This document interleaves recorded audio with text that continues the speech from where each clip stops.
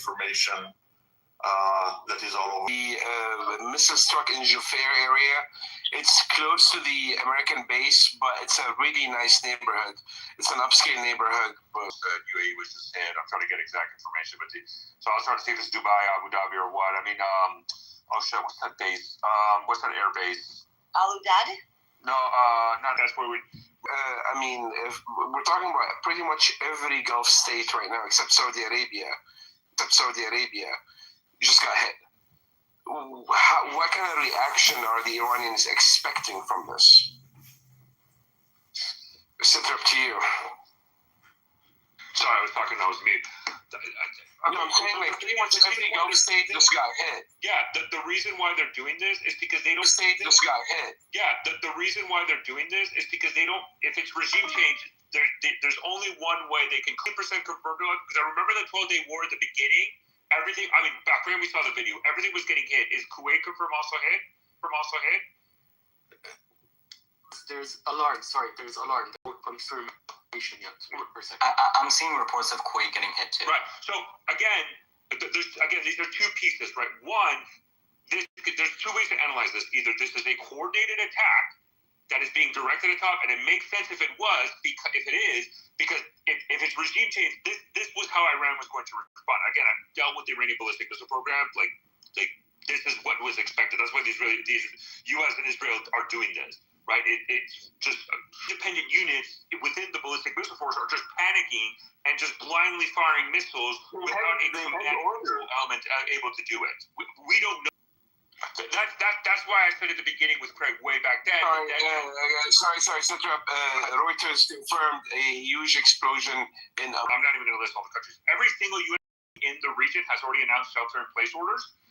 That's number one. We have seen that. Qatar airspace has been closed.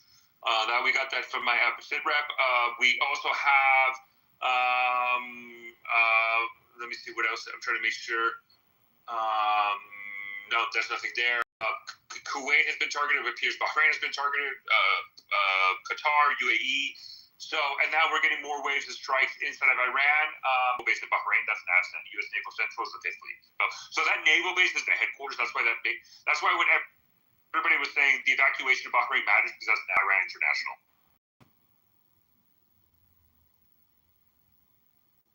But also I wanted to say something, like someone was claiming that the Iranians are not happy with the strikes. But for instance, there was this video of a US jet or an Israeli jet above Iran, and they actually were cheering. So it doesn't mean that everybody is not happy or not happy, but I mean, there's also people happy basically that it's happening, because especially a lot of people that lost their lives in the protests and their family members, they were actually waiting for this to happen. But of course, the people that are on the other side of supporting the Iranian government, they are not happy with. The Russians have made a comment about Trump saying this is the peace president, so the Russians are now a little bit pissed. I just want to pinpoint something about what Vladimir said. You can have that, but you can also have the impact on the populace that is against the regime, but the impact of the war is different. The moment you start having rockets and strikes inside of your area, near your houses, near the area where you live, it impacts you indirectly if you want it or you don't want it.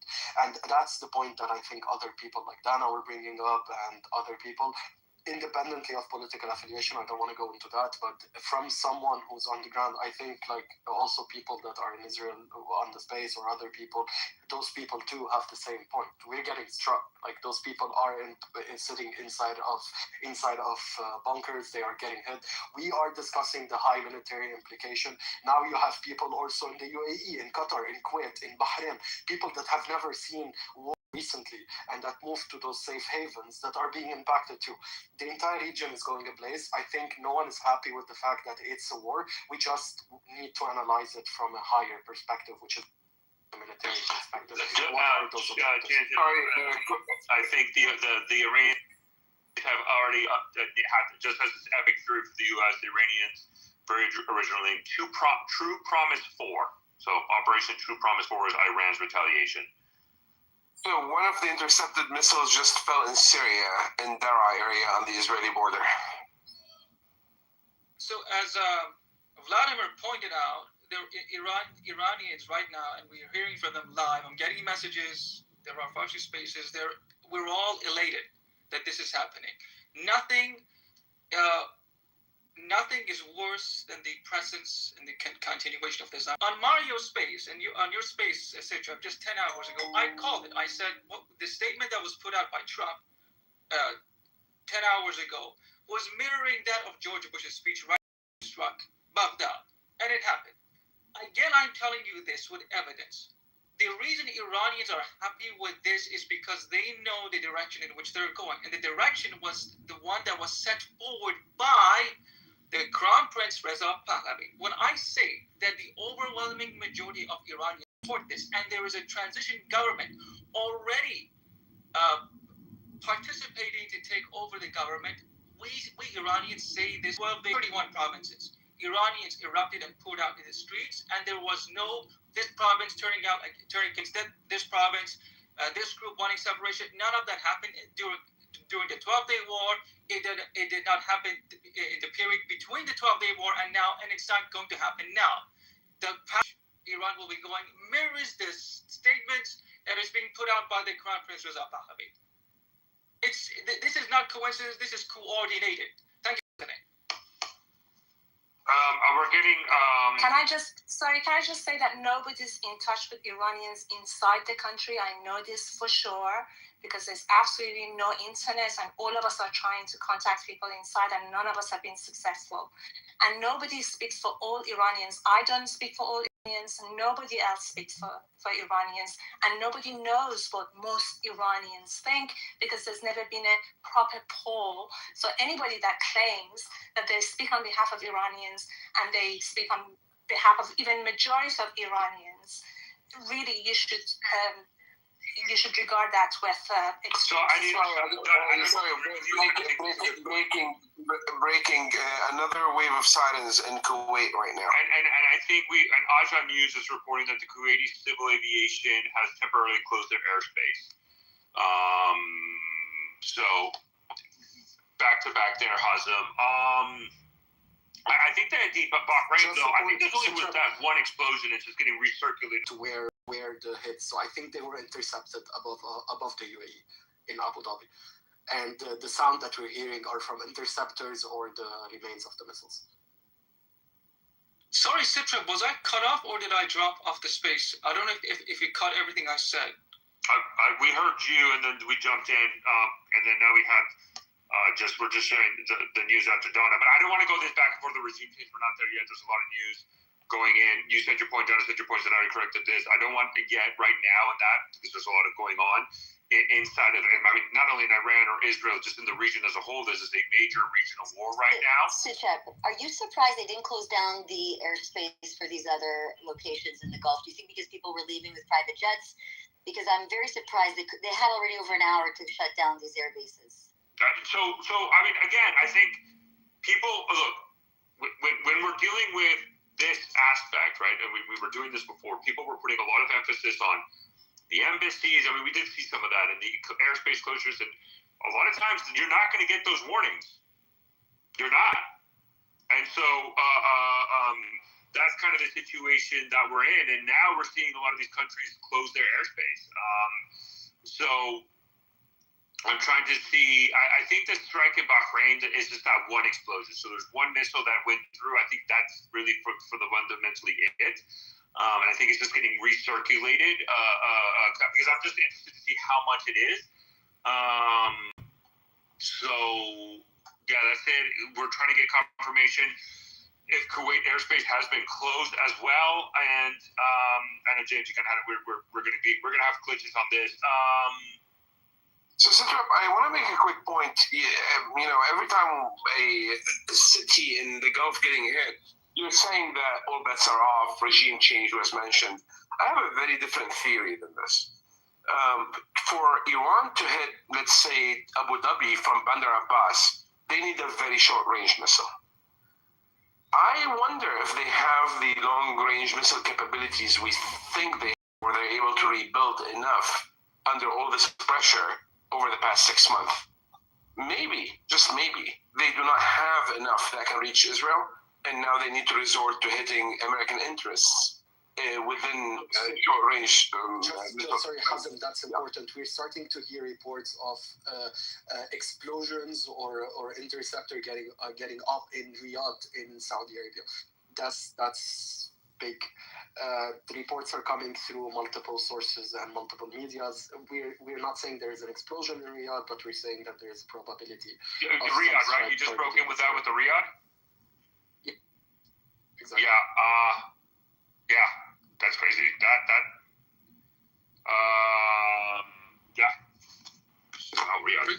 Regarding these strikes directed at Israel, I remember reading an article from JINSA about how they were able to intercept half of the incoming missiles from the Islamic Republic, but with respect to the other half, they actually needed assistance from the Americans. I don't remember if it was about the Patriot missiles, but nonetheless, they needed assistance from the Americans. At this point, with this incredible military presence in proximity, I think perhaps now they're comfortable enough. The Israelis, I'm daring to speak on behalf of them. Someone can correct me. Again, this is just my guess. They feel safe enough to now, together with the United States, conduct these military strikes. So perhaps, and this goes to what Hazem was saying earlier, the Islamic Republic either does not have the capacity to retaliate, and they really did not have effective capability to hit Israel even back then.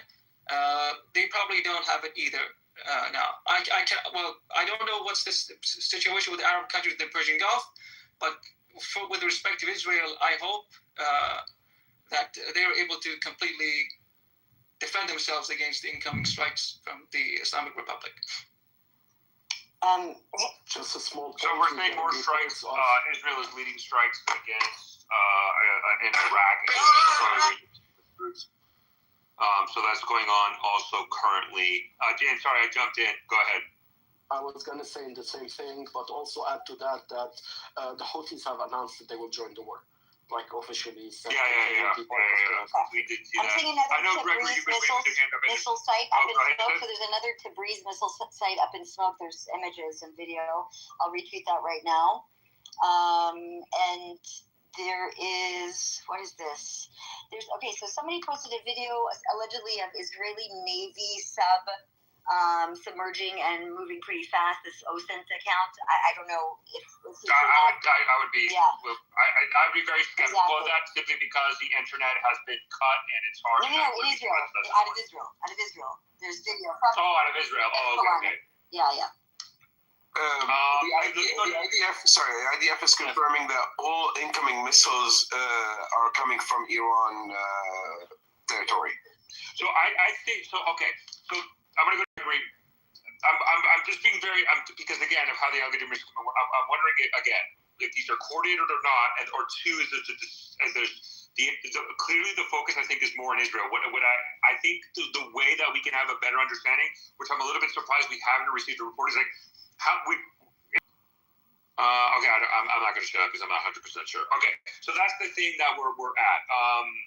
Sorry, can I just say in terms of targeting the regional countries, that's what the Iranian regime always said, that if there was a strike against it, it will definitely target American bases in the region. So it's no surprising that there is concentrating on doing that with the aim of influencing the oil price and that ordinary Americans. So that was always 100% agree. This is the risk with regime change. All bets are off. But I agree with you, Don, 100%. That's what we're going to see. What I'm trying to figure out if this is the coordinated or not.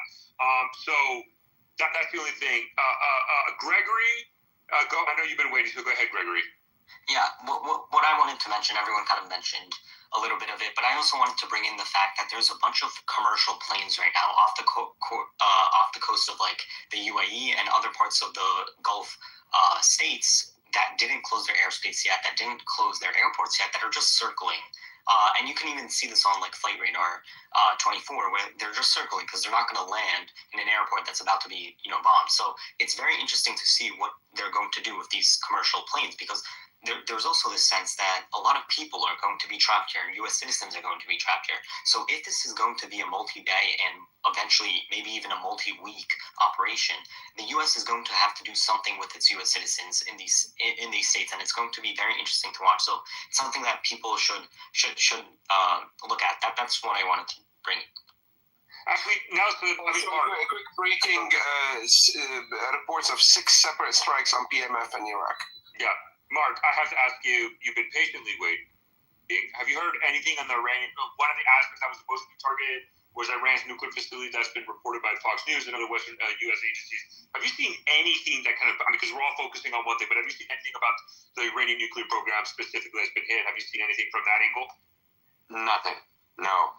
I mean, all the sites were hit and heavily damaged, we believe, in June of last year, and then as reported in the IAEA not secret report, but confidential report that major newspapers were reporting on yesterday, so that's February 27th now.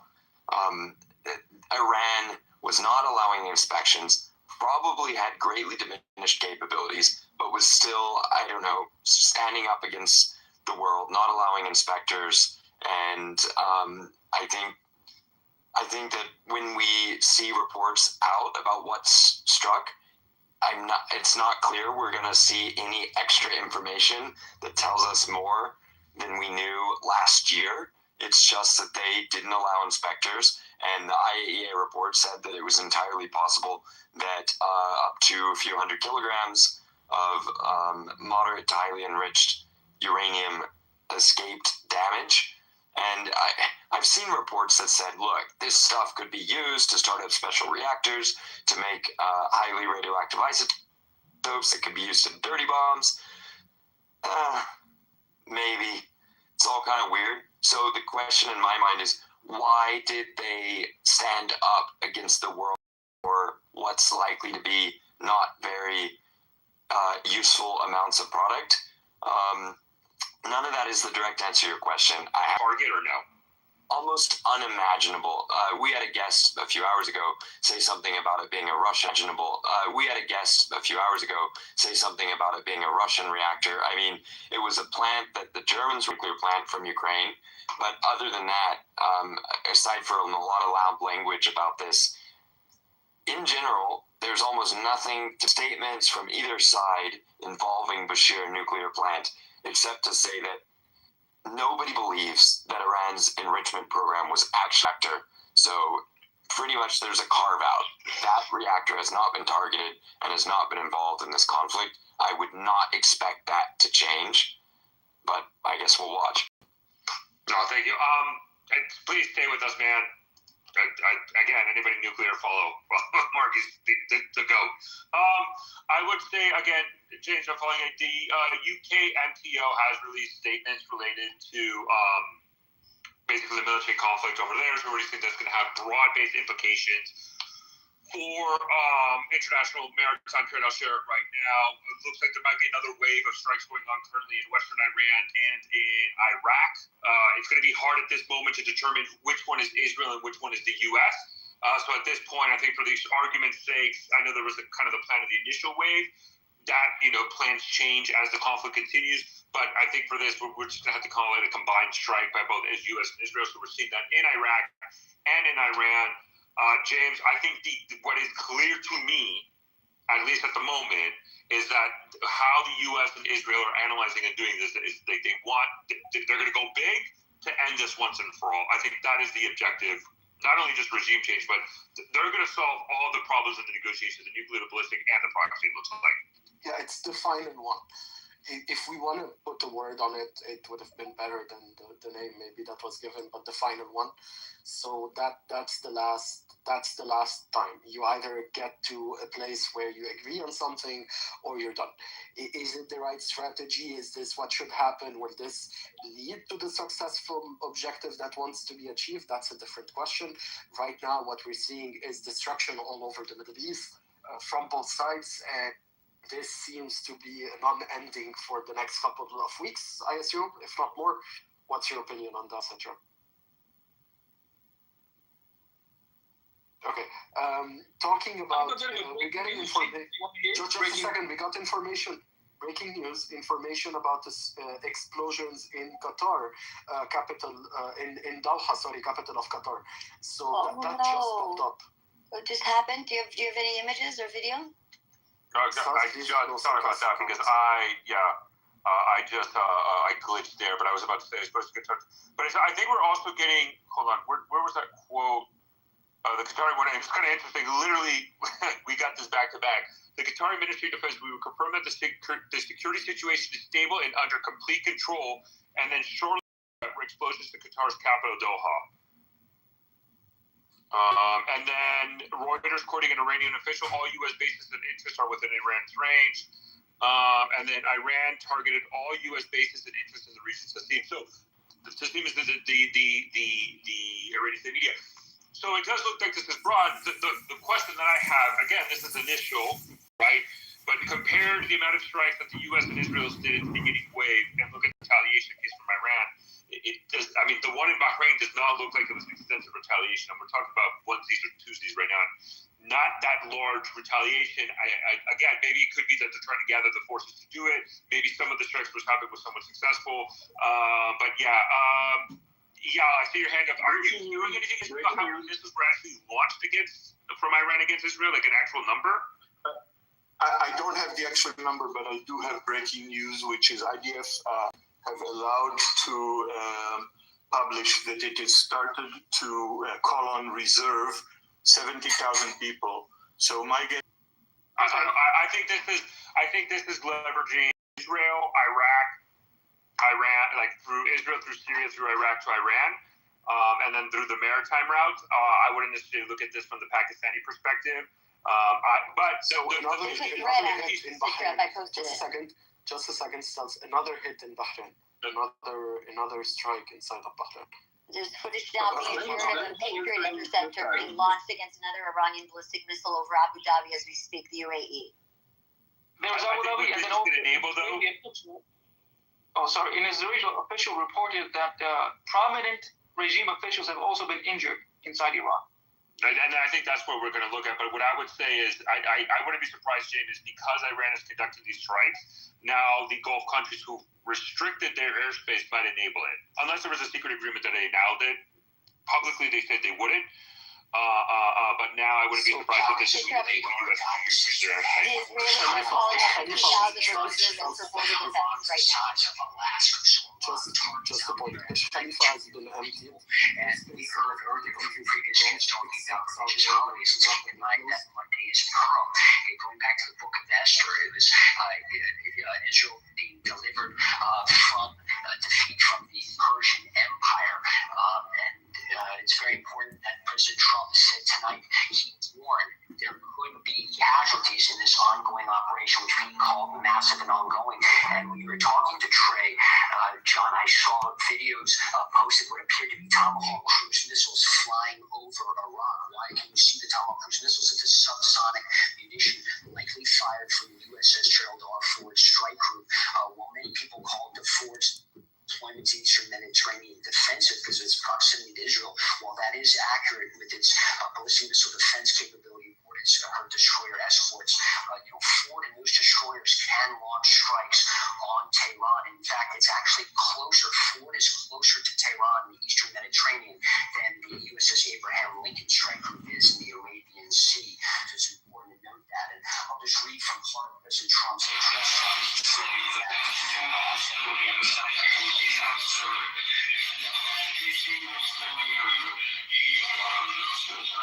Launched the monstrous October 7th attacks on Idlib, slaughtering more than 1,000 innocent people, including 46 Americans, while taking 12 of our citizens hostage. It was brutal, something like the world has never seen before. Iran is the world's #1 state sponsor of terror, and just recently killed tens of thousands of its own citizens on the street as they protested. It has always been the policy of the United States, in particular, my administration, that this terrorist regime can never have a nuclear weapon. I'll say it again, they can never have a nuclear weapon. That is why in Operation Midnight Hammer last June, we obliterated the regime's nuclear program at Fordo, Natanz, and Isfahan. After that attack, we warned them. And John, President Trump went on to say we're going to destroy Iran's missiles and raise their missile industry to the ground. It will be totally obliterated. We're going to annihilate their navy. As notable, our next guest is Republican Rick Heidner, running for governor in Illinois. He has created many businesses in Illinois, including J.J. Pepper's military's inventory that can drop those massive 30,000-pound bunker-busting bombs. Until we receive confirmation from the U.S. military, perhaps the president himself, does not appear that those were used this time, at least in the sense that B-1, B-52 bombers were deployed in the region.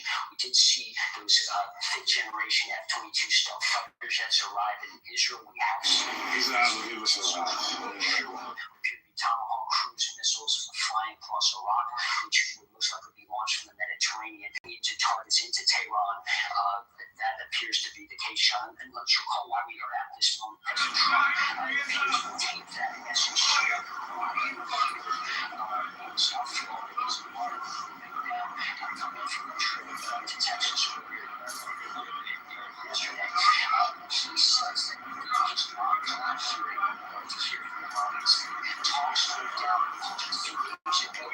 His negotiating teams, Witkoff and son-in-law Jared Kushner, were in Geneva with indirect talks, some likely face-to-face with the Iranians. The talks went nowhere. You heard some positives from Steve Witkoff, but officials say that most of the U.S. team did not feel that they got what they wanted out of these talks, and that's why we heard from President Trump earlier today to our own Peter Doocy, when Doocy asked him about the potential for strikes. He says, I don't want to use the military, but sometimes you have to, words to that effect. And when a reporter asked him earlier, have you made a decision to strike? It was notable. President Trump's answer, he said, if I tell you that, it'll be the scoop of the century.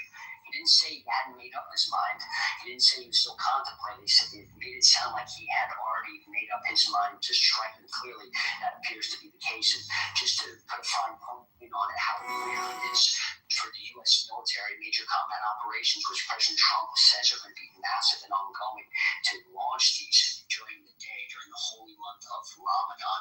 And again, we also have the Jewish holiday of Purim coming up on Monday, which is a celebration of defeating ancient Persia, which of course is modern-day Iran. But President Trump saying that this will be a massive and ongoing operation, and also a warning to American citizens, John. This was very notable in his address. The Americans might take casualties during this operation. It's fascinating, and it's going to be fascinating to learn why they decided to start these attacks when they did. Interesting to know whether they had some inside information about the movements of the Ayatollah. Who knows? But this is a major turning point in world history, and our viewers are watching it unfold with us live. Thanks very much, Lucas Tomlinson, reporting live. Our Jennifer Griffin has been working her sources in Washington, and she has some new information for us. Jennifer. John, I've just received a list of some of the early targets that have been attacked inside Iran. Let me read to you from that. There have been attacks on the Iranian parliament, the National Supreme Council, the Ministry of Intelligence, the Iranian Atomic Energy Agency, and also cyber attacks on news agencies such as IRNA.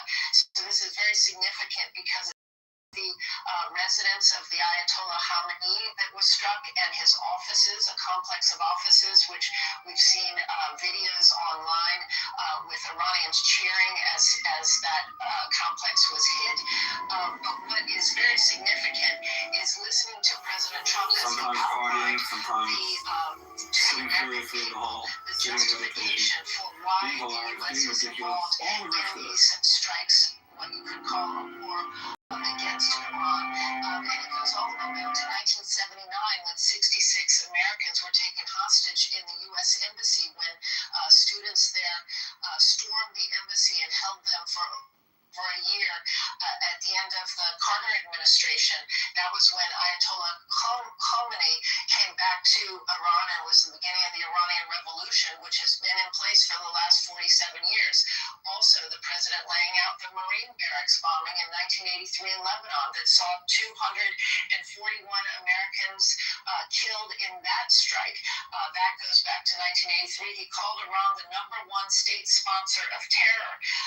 And then he also had a message to the Iranian people. He said after the bombing is done, and he urged them to stay inside during this period of the coming days as this massive bombing campaign takes place.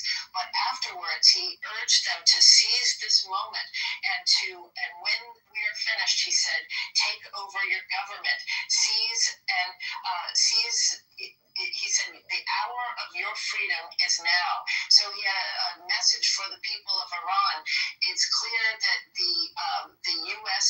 and Israel are carrying out dozens of strikes involving Tomahawks, as Lucas has described, Tomahawk missiles, standoff weapons, as well as airstrikes across Tehran, as well as at nuclear sites and at ballistic missile sites across Iran.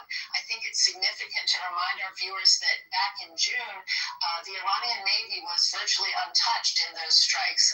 When the U.S. sent the B-2 bombers, it was really focused on the 3 nuclear sites at Fordo, Natanz, and Isfahan. But the Iranian Navy can cause a lot of damage to not only to shipping lanes, with the oil that's shipped, a fifth of the world's oil is shipped through the Strait of Hormuz every day. One of the reasons that the president said that the U.S. is involved in this war against Iran is because Iran, through its proxies, the Houthis, had been disrupting shipping for so long and been terrorizing ships and threatening to close the Strait of Hormuz. But right across from Iran, it's just 21 miles at the narrowest point across the Strait of Hormuz to the other side. And the U.S. has 3 very large military bases in the Gulf.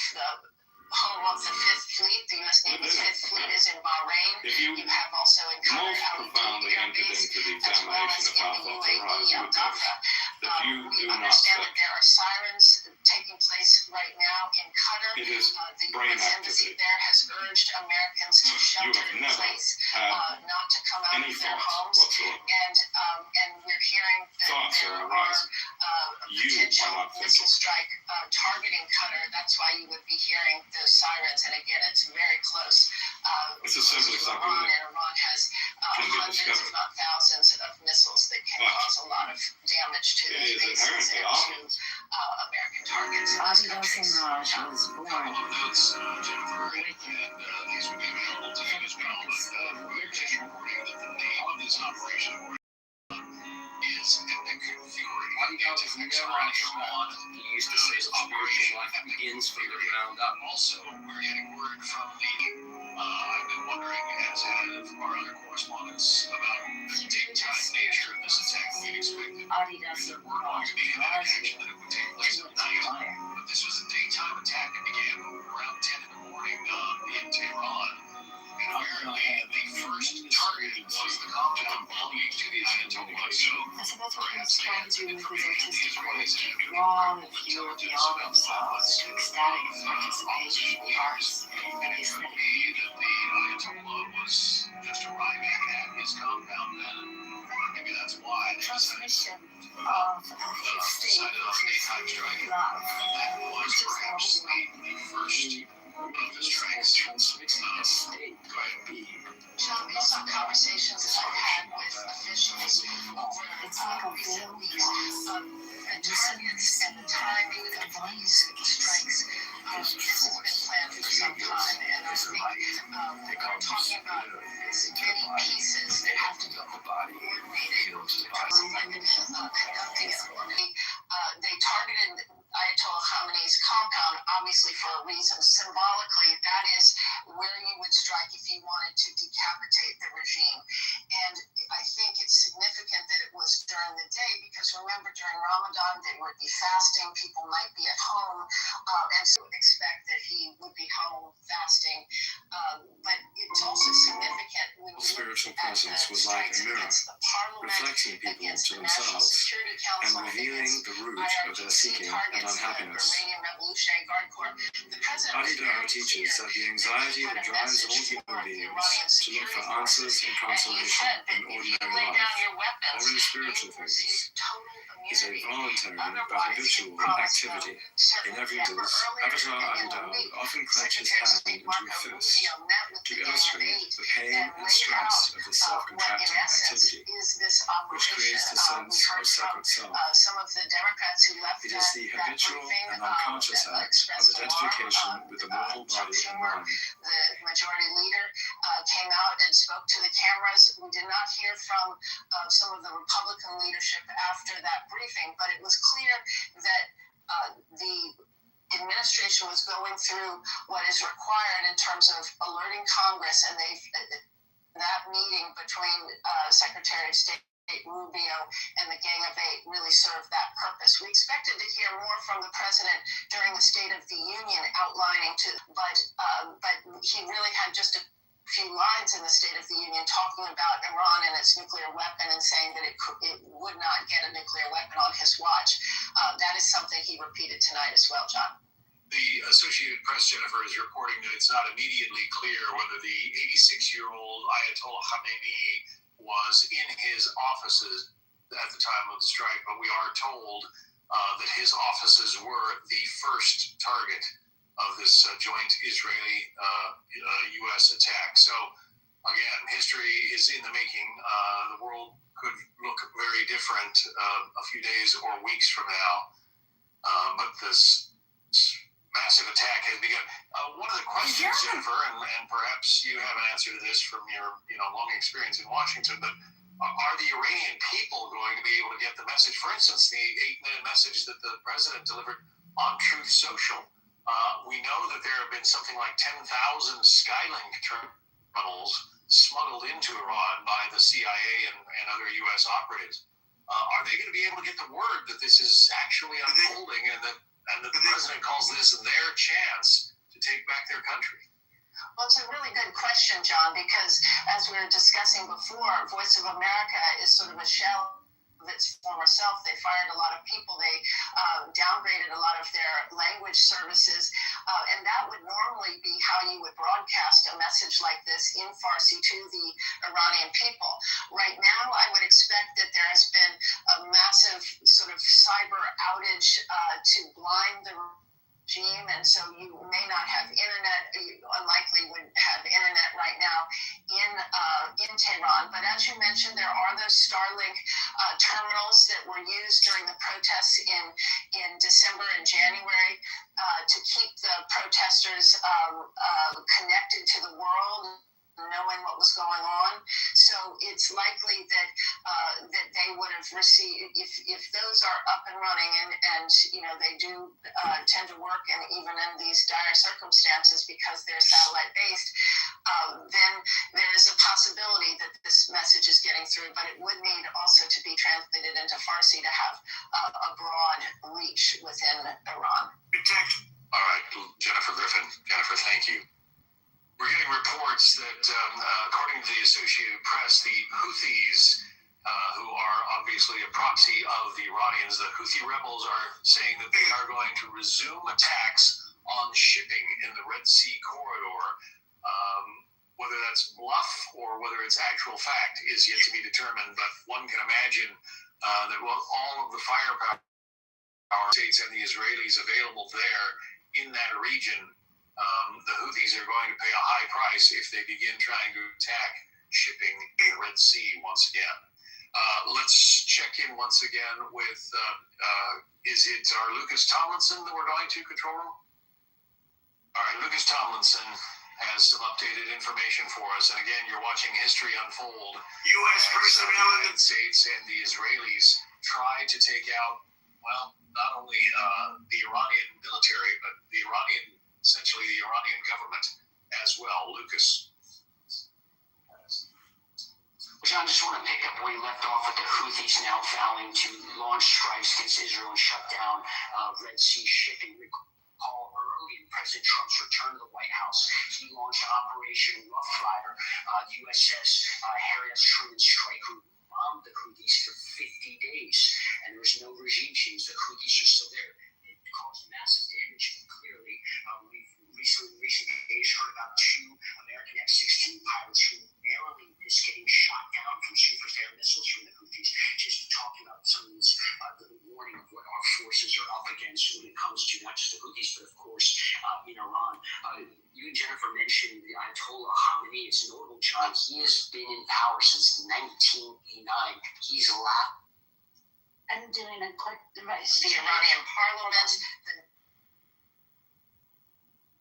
Oh, really?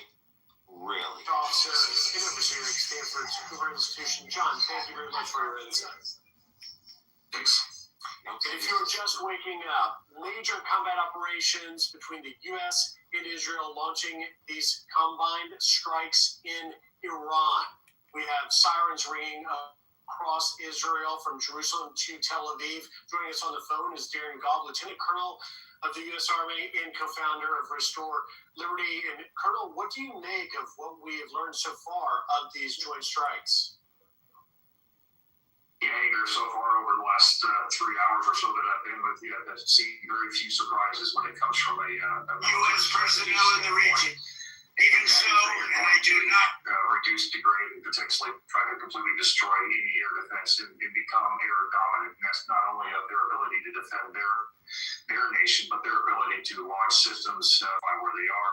And so they're keeping that on an internal look with Israel itself. So again, very few surprises so far. All of the police. People are probably going to wake up to and be surprised about it most is the fact that we did do this during the daytime. But this is a case of what I think, and there may be some conditions out there that are critical that it's starting to. Yeah. But in the end, when you change your patterns, you make things better for the military in the first place. So most have been used to us attacking. Take over your government. It will be a very typical tactic. But to change that pattern up to attack during the daytime gives a level of surprise that I think the Iranians. Now you have a president who is giving you. Especially during Ramadan, that can be very effective as well. So we've got a few days to see how this goes. I'm watching very closely to see how the Iranians respond, whether or not they began with, because the real change in Iran belongs to them. And on the American side, go back to what strategic planners like myself did. U.S. personnel in the region. Answer the question or deal with the phrase that says begin with the end in mind. So know what the end is that you're trying to get to and how you're going to get there the best you can. Because we're very good at military operations, but we've always been challenged over the years about what happens afterwards. And we don't want to create a condition where it's worse now than it was before. I don't see that happening, but that is a significant challenge that I think it's going to take a while to develop and for us to be able to understand. And that's a great point that you raised, Colonel Gobb, because for those of us that can recall the invasion of Iraq in 2000. Not for now. We're doing this for the future. And it is a noble mission. Tell me how this ends. That, of course, is the biggest question this morning as we wake up to see these major all of our heroes in harm's way. Telling folks that these airstrikes will last not hours, but days. And you have been involved in combat planning and strikes such as this. Talk to me a little bit about what you make of our positioning of course, the Abraham Lincoln in the Arabian Sea and the USS Newfoundland in the Eastern Mediterranean. Lucas Thompson was talking a little bit about the proximity of the third in the Mediterranean being closer to Tehran. And we thought that was perhaps to be a shield, if you will, for Israel, to use our capabilities, the Aegis technology to protect Israel from strikes, such as the ones that Iran has begun launching at not only Israel, but also multiple countries, the U.S. Fifth Fleet headquarters in Bahrain. Talk to me about the positioning of this and what you believe may be the plan behind what will be days of strikes. Well, first of all, with the the Eastern Mediterranean, yes, it is as already depicted closer to Tehran than where other forces are arrayed. So they're going to naturally use those for specifically things like the Tomahawk missiles. But that doesn't mean that that fleet in the Eastern Mediterranean can't also be used for defensive measures on Israel. So they're capable of doing both. Either way, the geography of Iran and the waters that are surrounding Iran or near them dictates really where you're going to put a naval fleet of that size in the first place, because an aircraft carrier strike group is a significantly sized force that needs a lot of space on the water to be able to maneuver and do all these operations, while also being able to defend itself if necessary. So I think those are well positioned, and you're going to continue to see those be the primary means by which we're going to reach out and into Iran for the days to follow. It also tells us that this operation has been in planning phases for quite some time, and inherently we know this to be true, but the logistics that makes the array of forces here too is to alleviate one concern that I know some people are going to bring up. This is going to be an air and taking part in this. What you're going to hope and pray for is that the Iranian people can solve their own problem inside their own. This is candidate Congressman John Kitover. We're here in Bloomington, Illinois. And Colonel, in the minute or so I've got left, talk to me about the targets. Obviously, U.S. personnel in the region. Across Iran, even so, and I do not make this statement lightly, and say this not to protect all of our Isfahan and Natanz, but it appears the early targets were also in the capital in Tehran. We're learning that they attacked the Iranian parliament, the National Spring Council, the Ministry of Intelligence, the Iranian Atomic. So far, not surprised, and the reason why that is you're going to make sure that you take out command and control first, because when you've got fully led militaries in nations like Iran that need a lot of overhead leadership, if you take out that leadership, most of them are not going to know what to do or how to respond. And so command and control comes down to not only the systems, radars, cyber, all of that, it's the people that can direct people to direct their military to take action in some form or other. If you take out both of those, by and large, you've removed Iran's capabilities to respond. And that's a positive thing. That's exactly what I would expect to have happen. And as a result of that, then we can expand beyond into ballistic missiles, anything going on the nuclear side as well, and continue to degrade all of that to the point where the Iranian people are actually free to do what they have to do. Colonel Darren Gobb, thank you for your insight. Thanks, Ruth. This is a Fox News. The monstrous October 7th attacks on Israel, slaughtering more than 1,000 innocent people, including 46 Americans, while taking 12 of our citizens hostage. It was brutal, something like the world has never seen before.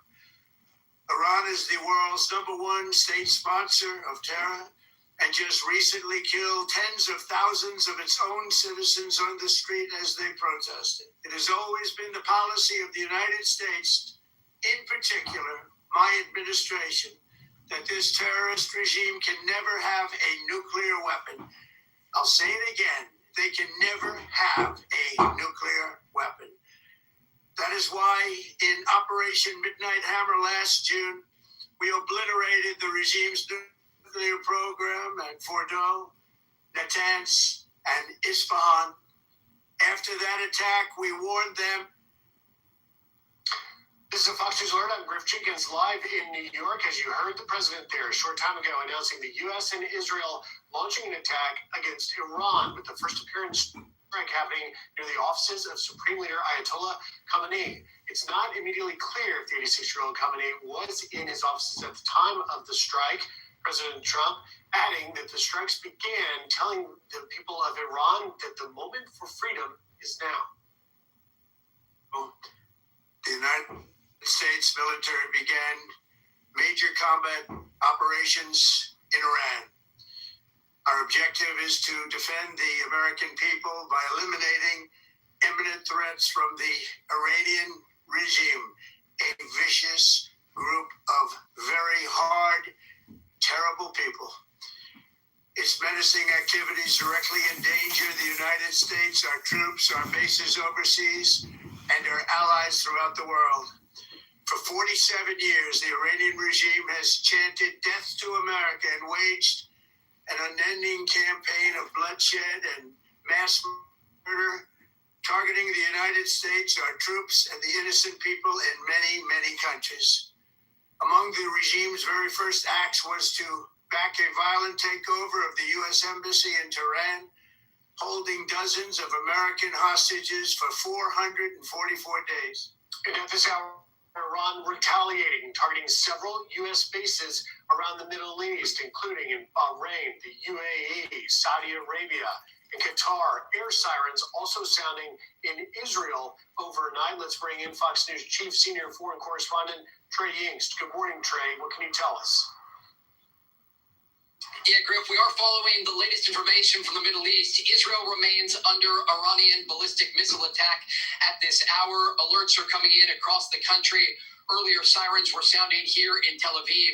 And we understand, according to the military, most of this incoming fire was intercepted by Israel's air defense systems.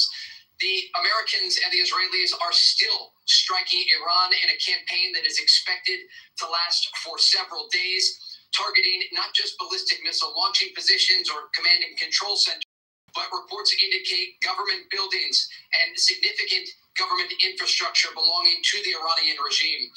One person on our team just got out of a briefing with the Israeli military. I'm going to give you the latest information as we're getting it in just now, Griff. The Israelis plan to call up 70,000 reservists over the next several days, understanding that this conflict with Iran is expected to last for many days. Many of these reservists will be manning air defense systems as this incoming ballistic missile fire is expected to continue from Iran and could expand to regional proxies like Hezbollah in southern Lebanon or the Houthis in Yemen. According to a military official here in Israel, dozens of strikes were carried out this morning alone. Forces are now deployed across Israel to man those air defense systems, and coordination and cooperation, according to this military official, is something that's never been seen before, operating at the highest level with American counterparts. Reports are coming in wire services that many IRGC commanders and political officials were targeted in these strikes. Again, these are initial reports, but it gives you an indication that this is not a limited operation going after the Iranians. This is certainly one of the larger options that the Americans and the Israelis had to go after the Iranian regime. In the days ahead, we can expect Iran to continue responding. They are already targeting U.S. forces in places like Bahrain. Air defense systems are active in the Gulf. Reports of possible strikes even in countries other than Bahrain, like Saudi Arabia, for example. And so there's going to be a lot of moving parts here. Our Pentagon team is tracking what the Americans are doing to stage in the days ahead and how this campaign is going to continue. But we heard overnight from President Trump himself, who said this is a massive and ongoing operation. President Trump gave the Iranians an olive branch, an opportunity for diplomacy to get rid of their nuclear program, to limit their ballistic missile program, and to end support of regional proxies. They refused to do so, and thus this from across the region to these ongoing American and Israeli strikes. And Trey, as you mentioned, the Iranian retaliation in multiple areas as this operation begins, and as you noted, as we're told, this is likely to last days, not hours, how the region will respond to this. There were a lot of options here for the Americans and the Israelis in terms of strikes against Iran. And while we work to confirm exactly who in Iran was targeted amid many reports that are circulating and what buildings were targeted, we are looking at the regional implications of this. And the fact that the Iranians are responding against regional countries means that there could be response from countries like the United Arab Emirates. There is close coordination, we understand, with the Americans and their counterparts across the region. And remember, there are U.S. planes, not just here in Israel, but in places like Jordan and other countries that have been used as staging grounds for American forces.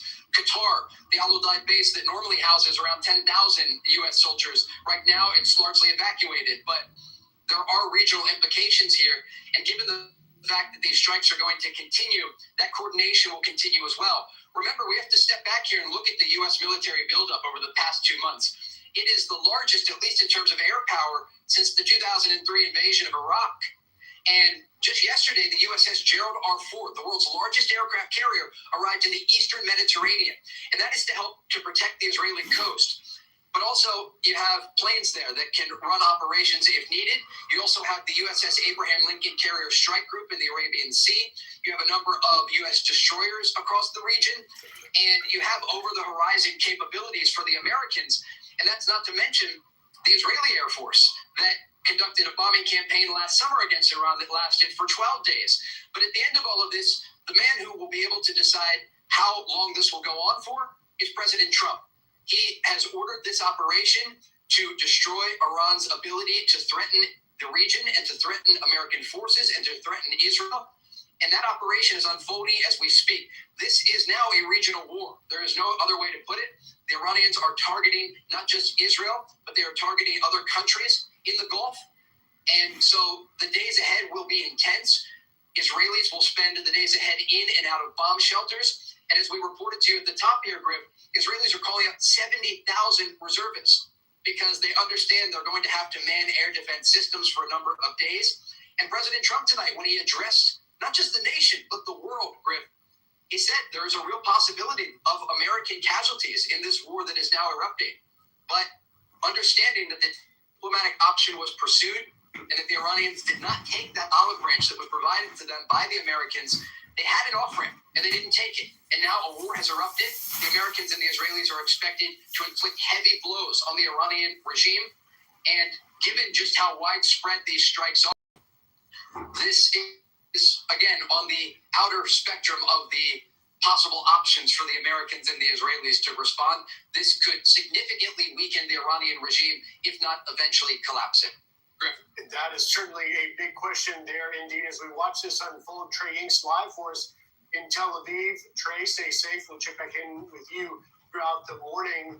Let's bring in now the Fox News chief national correspondent Jennifer Griffin. And Jennifer, as we get that map of our U.S. forces in and around Iran and these strikes beginning, you're reporting that this is a joint operation and that the targeting of Iran's leadership is actually being led by Israel. What can you tell us? Well, I think it's really important to separate out which targets are being targeted by the American military versus the Israeli military. And I have a very well-placed source who told me that the Israelis are targeting Iran's leadership. They've targeted the supreme leader, Ali Khamenei, his compound. We've reported that, as well as the defense minister, as well as other top leaders, the head of the judiciary. Israel is saying that they believe they've been very successful and that they may have, in fact, killed many of those Iranian leaders. But the U.S. military is not involved in those strikes. The U.S. military is focusing on ballistic missile sites, military targets that pose an imminent threat. So there is a little bit of a divided responsibility here. And I think also perhaps the Israelis always have very good intelligence about the Iranian leadership, just like we saw in when they targeted Hezbollah and Hamas, but Hezbollah particularly in Lebanon. I think it's also important to point out, Griff, that the only U.S. bases that have not been targeted so far by Iranian missiles are in Oman. Oman, of course, was the foreign minister. Its foreign minister was trying to mediate a nuclear deal. He even flew to Washington after mediating in Geneva to try and appeal to Vice President J.D. Vance, suggesting that to give negotiations more time and to try and stop this attack, which, as Trey pointed out, is really turning into a regional conflict at this point, given the number of targets. I can also report that there were no casualties. We heard that there was a missile that landed, and we saw some video of a missile landing near the U.S. Navy's 5th Fleet headquarters in Bahrain, but I'm told there were no casualties, and in fact, that base is largely empty at this point. The target that was struck was an empty warehouse. So the U.S. military has been planning for this for some time, and they knew that the Iranians would immediately target the bases in UAE, Qatar, and Bahrain. And so they've been quietly drawing down from those bases, reorienting the warplanes and staff that are based there, but particularly the warplanes were moved and the fuelers and the tankers were moved to other bases a safe distance away. But Iran has even fired missiles at the U.S. base in Saudi Arabia, and that's pretty unusual. Once Iran has fired those missiles at the U.S. allies in the region, then my understanding from talking to experts and military planners is that, and to diplomats, is that those countries then will consider themselves under attack, and in defense of their own population, they then will allow the U.S. to use their air bases, their airspace, and so that is something we expected to happen. But the Iranians are sort of playing into U.S. hands by targeting bases in Saudi, in Jordan, in other areas. Griff? So much to unpack here, Jennifer. Violation of international law that they reserve the right to respond. But I want to ask you, you talked about Iran's foreign minister, Badr al-Busadi, who did an interview with CBS saying that the Iranians are now willing to go to zero enrichment, but it didn't seem to be enough. President Trump, in his announcement, talking about how he seeks peace, but he will not allow Iran to have a nuclear weapon. We expect President Trump to address the nation later, but in that message we got overnight, Jennifer, do you believe that the president laid out really the question that Americans are waking up to today, which is, why have we done this now? Well, I think the president laid out very clearly in his initial Truth Social post the history of the relationship between Iran, the United States, and Israel since 1979. And he called Iran the world's #1 state sponsor of terrorism. And he's right. If you go back to 1979, in November of 1979, the Iranians took 66 Americans hostage for more than 444 days at the U.S. Embassy in Tehran at the start of the Iranian Revolution. And then in 1983, they killed more than 261 U.S. Marines and Navy officers in the Marine barracks bombing in Beirut. That was one of the largest terror attacks before 9/11. Then you can go on in terms of the IEDs and the EFPs, the explosively formed penetrators that maimed and wounded and killed American soldiers in Iraq. Those were Iranian weapons that were used by their proxies. So the president was very clear that before this operation started a few hours ago, there was some speculation as to what the menu of options the president would choose from when presented by CENTCOM Commander Admiral Brad Cooper, who was at the White House just 2 days ago. He had a choice.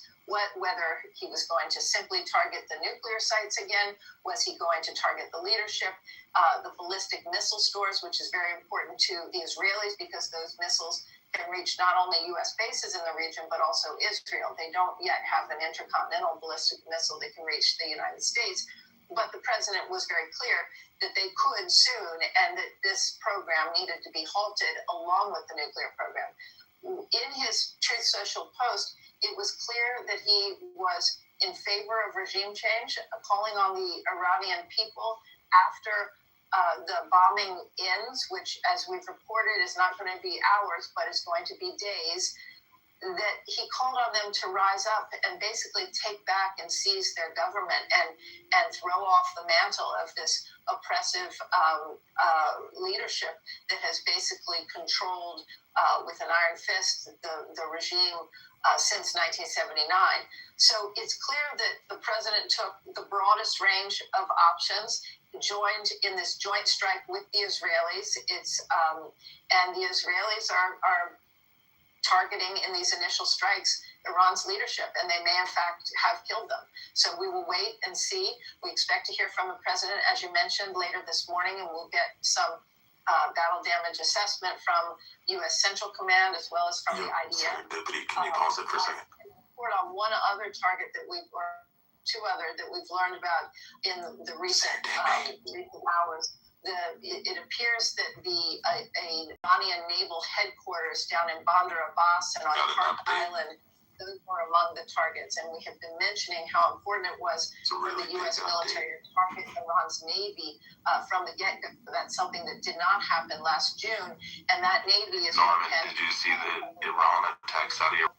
Untold, potential damage to the ships. The countries they've attacked so far: Israel, Bahrain, UAE, Kuwait, Saudi Arabia, and Jordan. Based in the Northern Arabian Sea.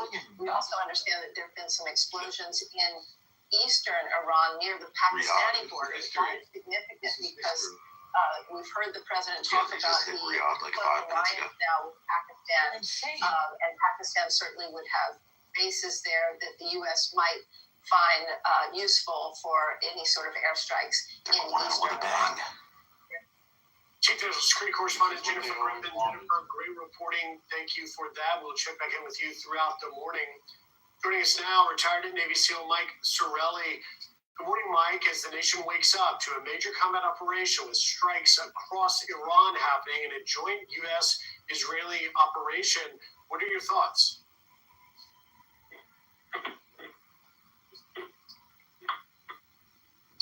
All right, we'll work to get retired Navy SEAL Mike Sorelli on the phone there. As you do that, and you're waking up right now, major combat operations have begun with multiple targets struck across Iran. We have live team coverage coming. Go to Twitter and type in Saudi Arabia. Latest. The Middle East, significantly with the USS Gerald Ford in the Eastern Mediterranean. People are reporting explosions all over Riyadh. The Arabian Sea. All right, I believe we've got retired Navy SEAL Mike Sorelli on the line. Mike, as we're waking up, the nation is waking up to this major operation. Pentagon has dubbed it Operation Epic Fury. What are your thoughts? I forgot Qatar. Okay. Well, good morning, guys.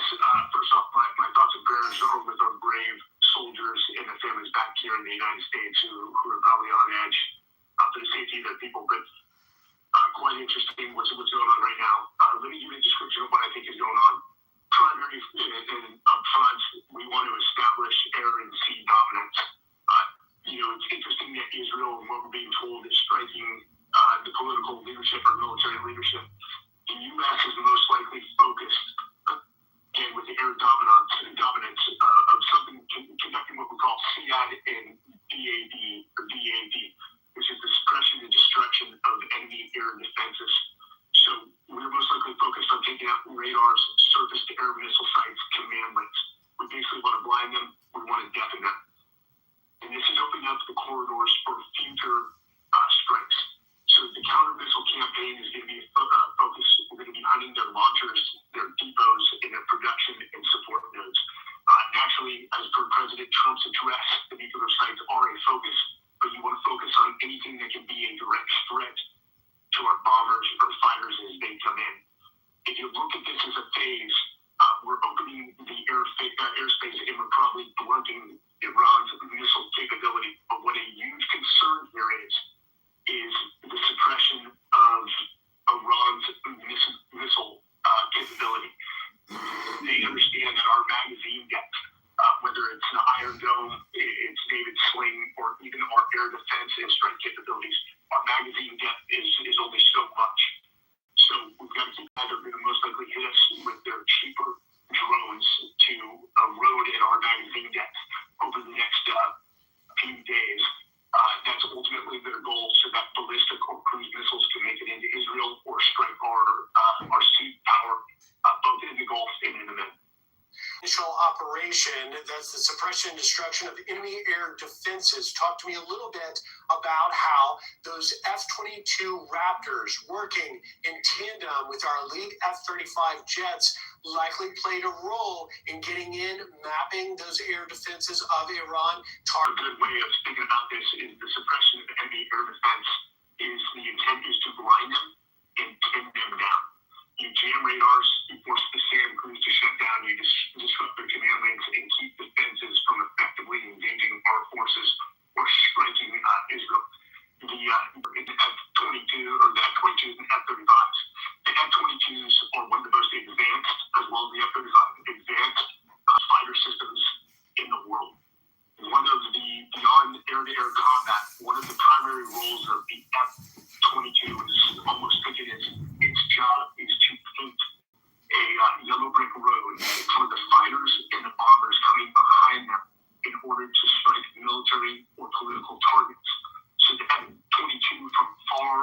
long-range distances can not only disrupt, also destroy their surface-to-air capabilities.